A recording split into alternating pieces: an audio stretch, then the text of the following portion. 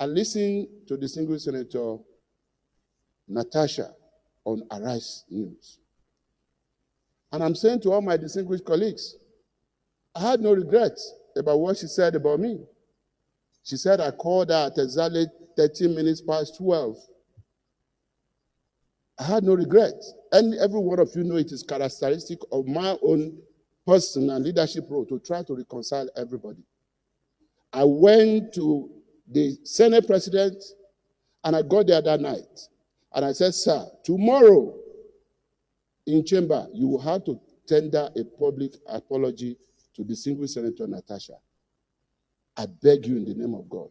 Because her understanding of what you said is different from the way you are interpreting it. By saying she should not speak as if she was in a nightclub. And Mr. President, you explained again that what you meant was it's only in the nightclub that everybody speaks in loud voice, trying to raise their voice above the volume of the music. And I said, sir, I understand you. But tomorrow you need to explain that again to her and other Nigerian women and apologize to her.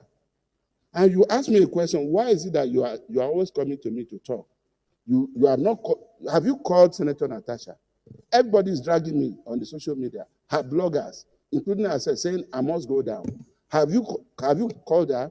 And I picked my call and called Senator Natasha, placing her on speakerphone.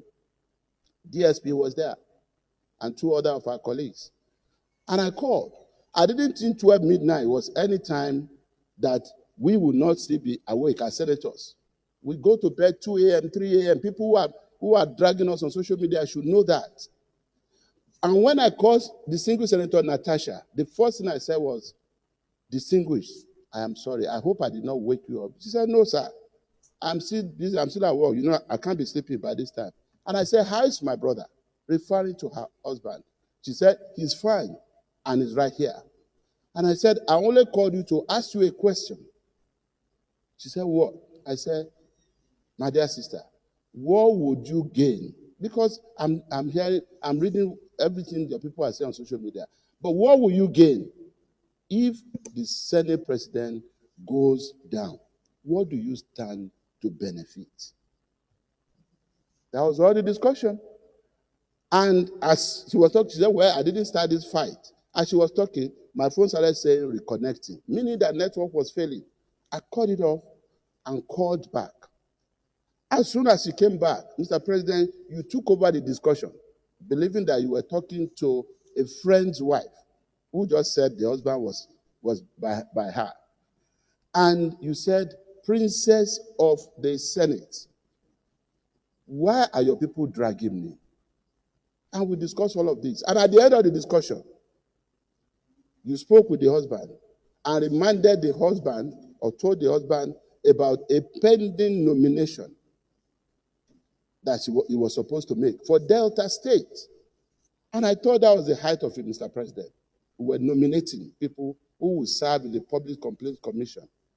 The husband is not the governor of Delta. He's not a senator from Delta.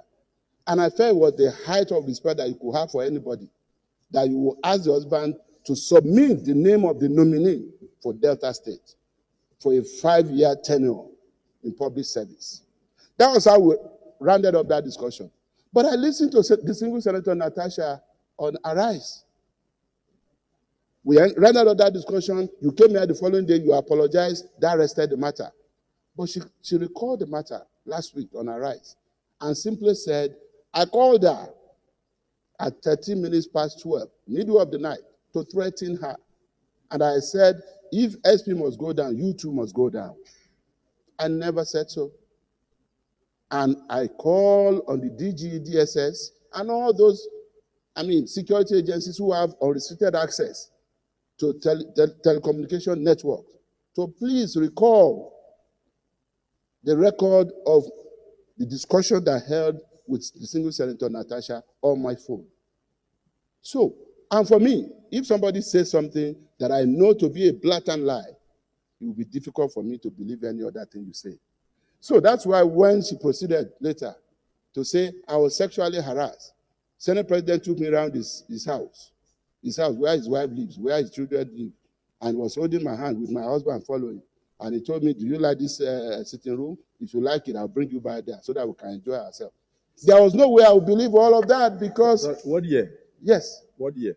What year? Did the discussion... No, what year did she allege? Sorry?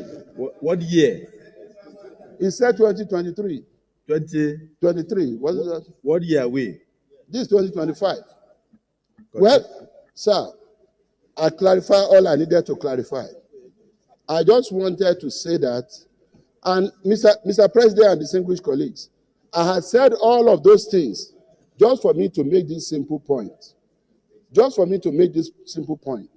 This is the Senate of the Federal Republic of Nigeria. We are expected to be sober.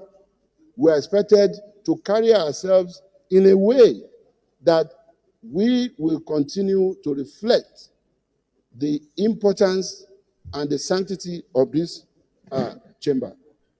And having said all of this, what I would just say to our colleagues is that I am totally in support of the recommendations by the committee, and I commend them for the good work they have done.